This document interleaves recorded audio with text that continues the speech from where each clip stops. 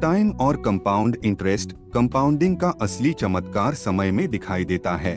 यदि आप प्रति माह 100 रुपए का निवेश करते हैं और प्रति वर्ष 10% ब्याज अर्जित करते हैं, तो यदि आप 20 साल की उम्र में निवेश करना शुरू करते हैं, तो 65 साल की उम्र में आपके पैसे को बढ़ाने में अधिक समय लगेगा। लॉन्ग टर्म इन्वेस्टमेंट और धैर्य। जैसा कि पहले बताया गया है, लंबी अवधि में कंपाउंडिंग सबसे अच्छा काम करती है, लेकिन हर कोई इतना धैर्य नहीं रखता है और लंबे समय तक वेट नहीं करना चाहता है। इसलिए अगर आप कंपाउंडिंग के मैजिक को जानना चाहते हैं, तो आपको धैर्य रखना होगा और अपने पैसे को बढ़ाने के लिए समय देना होगा। Progress happens too slowly to notice, but setbacks happen too quickly to ignore. Compounding के जादू का लाभ उठाने के तरीके। जल्दी निवेश करें। जल्दी निवेश करने से आपके पैसे को बढ़ने में अधिक समय लगेगा। नियमित रूप से निवेश करें। नियमित रूप से निवेश करना आपको कंपाउंडिंग की शक्ति देता है और रिस्क को कम करता है। Chapter 5 getting wealthy versus staying wealthy.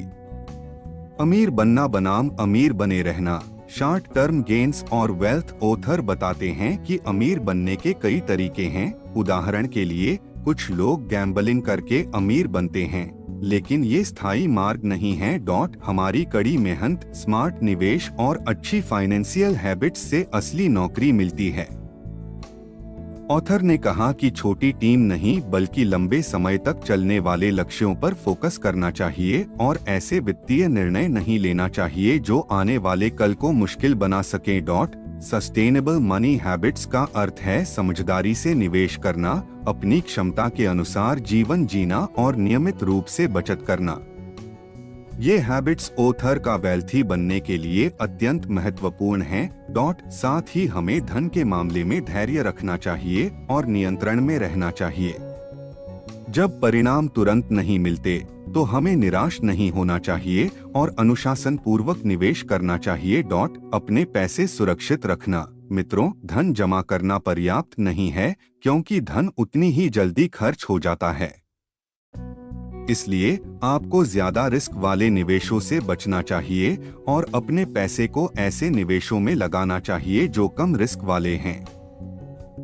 साथ ही आपको अपने भविष्य के लिए बचत करना नहीं छोड़ना है। Doing something you love on a schedule you can't control can feel the same as doing something you hate. व्यापारिक धन को सुरक्षित कैसे रखें? आप अपने पैसे को सुरक्षित रख सकते हैं और उन्हें बढ़ने का मौका दे सकते हैं। यहाँ कुछ उदाहरण हैं। The Psychology of Money Summary, Ideal Percentages for All Asset Categories। विभाजन यानी अपने निवेश में बदलाव लाओ। नियमित रूप से अपने पोर्टफोलियो को पुनर्संतुलित करना। लंबी अवधि का निवेश। आप अपने वित्तीय लक्ष्यों को प्राप्त करने और लंबे समय तक अमीर रहने की संभावना बढ़ा सकते हैं अगर आप अपने वित्तीय सलाहकार से सलाह लेते हैं। Chapter 6 tails you win. Tails you win. Tail events के सकारात्मक प्रभाव। टेल इवेंट्स बहुत दुर्लभ होते हैं, लेकिन बहुत बड़ा असर करते हैं, जैसे स्टॉक मार्केट क्रैश, प्राकृतिक आपदाएं या महामारी। ऑथर मॉर्गन हॉसल ने द साइकोलॉजी ऑफ मनी में कहा कि अगर हम अपने लिए इमरजेंसी फंड बनाया होता तो हम कर्ज में डूबे बिना वित्तीय संकट से बच सकते हैं। ऑथर बताते हैं कि दुर्लभ और अप्रत्याशित घटनाएं निवेशकों के लिए अवसरों के रूप में आती हैं, लेकिन वे अक्सर उन अवसरों का लाभ नहीं उठा पाते हैं। उदाहरण के लिए, यदि शेयर बाजार में गिरावट आती है, तो यह एक अवसर होता है कि स्टॉकों को कम दामों पर खरीदने का मौका होता है, लेकिन लोग पैनिक के माहौल में मार्केट में निवेश करने से be nicer and less flashy. No one is impressed with your possessions as much as you are. You might think you want a fancy car or a nice watch, but what you probably want is respect and admiration. And you are more likely to gain those things through kindness and humility than horsepower and chrome. Chapter 7 freedom, स्वतंत्रता। Financial freedom क्या है? वित्तीय स्वतंत्रता, जिसे कुछ लोग समझदारी से बचत और निवेश करके प्राप्त करते हैं, इसका मतलब है कि आपके पास इतना धन है कि आप अपनी जरूरतें पूरी कर सकें और अपने सपनों को पूरा कर सकें। वित्तीय स्वतंत्रता का मनोवैज्ञानिक प्रभाव। वित्तीय स्वतंत्रता हमें सुरक्षा और शांति देती है, तनाव और चिंता कम करती है, प्रेरणा और उत्पादकता बढ़ाती है और अपने लक्ष्यों को पूरा करने के लिए पैसे की चिंता नहीं करती। Chapter 8 man in the car paradox. Man in the car paradox पैसे के वित्तीय व्यवहार में विरोधाभास को समझना। लोग अक्सर अपने वित्तीय निर्णयों को ऐसी भ्रामक परिस्थितियों को देखकर लेते हैं जो वास्तव में होते हैं। उदाहरण के लिए, जो लोग महंगी कार चलाते हैं वे देखकर ऐसा लग सकता है कि वे अमीर हैं, लेकिन वे वास्तव में कर्ज में डूबे हो सकते हैं। ऐसा इसलिए है क्योंकि हम पैसे के विजिबल सिंबल्स को ही हम वित्तीय निर्णय कैसे लेते हैं। इस चैप्टर में ऑथर हमें इसके पीछे के मनोविज्ञान के बारे में बताते हैं और कहते हैं कि मानव प्रकृति ऐसी है कि हम दूसरों को देखते समय तुरंत निर्णय लेते हैं और शॉर्टकट पर भरोसा करते हैं, जिससे अक्सर हम उनकी वित्तीय स्थिति को गलत आंकते हैं। सामाजिक मानदंड, जन्मजात पूर्वाग्रह और सामाजिक दबाव। Napoleon's definition of a military genius was the man who can do the average thing when all those around him are going crazy. यह खंड man in the car paradox से सीख हमें बताता है कि हमें अपनी धारणाओं पर सवाल उठाने चाहिए और पैसे के बारे में अपनी सोच पर भी सवाल उठाने चाहिए।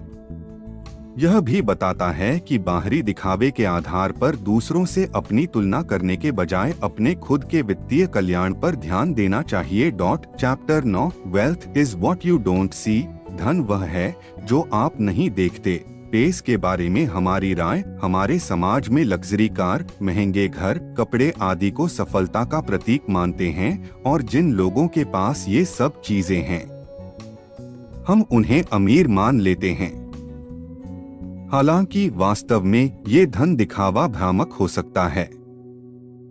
ऑथर बताते हैं कि असली वेल्थ वह है जो हमें दिख नहीं है, जैसे पैसे की सुरक्षा, मन की शांति, स्वास्थ्य, अच्छे संबंधों और इतना ही। अदृश्य धन या अदृश्य धन हमारे जीवन को बेहतर बनाता है और हमारे पूरे जीवन को बेहतर बनाने में महत्वपूर्ण योगदान देता है। ऑथर बताते हैं कि हमें भौतिक संपत्ति के पीछे न भागकर ऐसी इनविजिबल संपत्ति बनाने पर ध्यान देना चाहिए जो हमें खुशी, संतुष्टि और जीवन को बेहतर बनाने में मदद कर सके। ऊपर दिए गए डायग्राम में वित्तीय संपत्ति और खुशी के बीच का संबंध समझाया जा सकता है, जहां एक्स एक्सेस वित्तीय संपत्ति को दर्शाता है और वाई एक्सेस खुशी को दर्शाता है। जैसे जैसे सामग्री की शक्ति बढ़ती है, खुशी भी बढ़ती है और एक दिन खुशी अपने चरम पर पहुंच जाएगी। यह पॉइंट ऐसा है जहां मटेरियल वेल्थ पर भरोसा नहीं है। कितनी भी मटेरियल वेल्थ आप इकट्ठी कर लें, वह आपको कभी खुशी नहीं देगा। इसके बजाय ये मटेरियल वेल्थ आपको दुखी करेंगे, जैसा कि इस ग्राफ में गिरते हुए खुशी का ग्राफ दिखाता है।